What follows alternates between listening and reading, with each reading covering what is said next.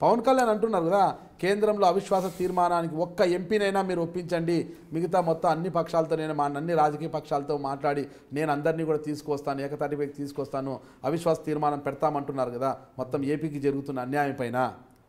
దీని గురించి ఏమంటారు మళ్ళీ మీరు? ఆయననే అడిగితే బాగుంటుంది. మీరు అవిశ్వాస తీర్మానం ఆయనే కదా పెడతా అంటున్నది, ఆయన అడగాల మీరు గట్టిగా.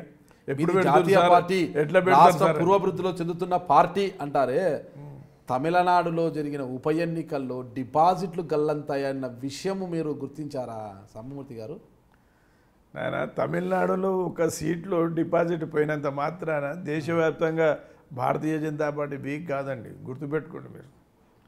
ఇవాళ నరేంద్ర మోడీ జైత్రయాత్ర కొనసాగుతుంది. గతంలో గుజరాత్లో వచ్చిన స్థానాలకి మొన్న జరిగిన ఎన్నికల్లో గుజరాత్లో భారతీయ జనతా పార్టీ వచ్చిన స్థానాలకి పోల్చుకుంటే బీజేపీ బలము పెరిగిందనా తగ్గిందనా? అక్కడ ప్రజలని ప్రోకేట్ చేశారు. మన మతం పేరుతో విద్వేషాలను రెచ్చగొట్టాడు. కులాల ప్రధాని గారి సొంత రాష్ట్రంలో అక్కడ కుల విద్వేషాలను రెచ్చగొట్టారు. అది చిన్న ఇన్సిడెంట్ అనేది భూతత్వంలో పెట్టి చూపెట్టారు. ప్రభుత్వం మీద విశ్వాసం ఉన్నప్పుడు ఎవరెన్ని చెప్పినా ప్రజలు నమ్ముతారా?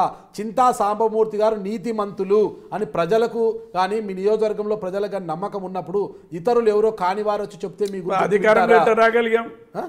గుజరాత్లో అధికారంలో ఎట్లా రాగలిగాం? విశ్వాసం ఉంది. కొన్ని విభజన రాజకీయాలు చావు తప్పి కన్ను లొట్టపోయినట్టు విభజన రాజకీయాలు ప్రభుత్వం అధికారంలోకి వచ్చింది అంటుంటారు కాంగ్రెస్ పార్టీ వాళ్ళు. అట్లేం లేదు.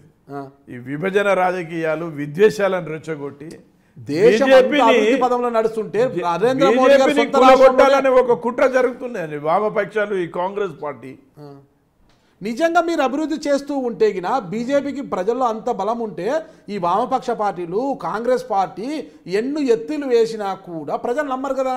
అందుకే అధికారంలో వచ్చాం మేము. అక్కడ అధికారంలో 2014 వచ్చారండి. భవిష్యత్తు గురించి తగ్గొచ్చు, తగ్గినంత మాత్రాన నువ్వు మీ గ్రాఫ్ అంతా పడిపోయిందంటే ప్రజల్లో విశ్వాసం తగ్గిందంటే అప్పుడు మీ అభివృద్ధి ఏమున్నట్టు? అభివృద్ధి లేని ఇవాళ త్రిపుర వస్తుంది, అలాగే అస్సాం వచ్చిందా, మణిపూర్ ఎందుకు వచ్చింది? సొంత సిట్టింగ్ స్థానాలు కోల్పోయినట్టు చెప్పారు, డిపాజిట్లు కోల్పోతే చెప్పారు, మాత్రమే చెప్తారు. రాజకీయాలలో అట్లా ఏముండదు. బీజేపీలో అడ్డదారిలో పోయి గవర్నమెంట్ ఏర్పాటు చేయడం చెప్పారు.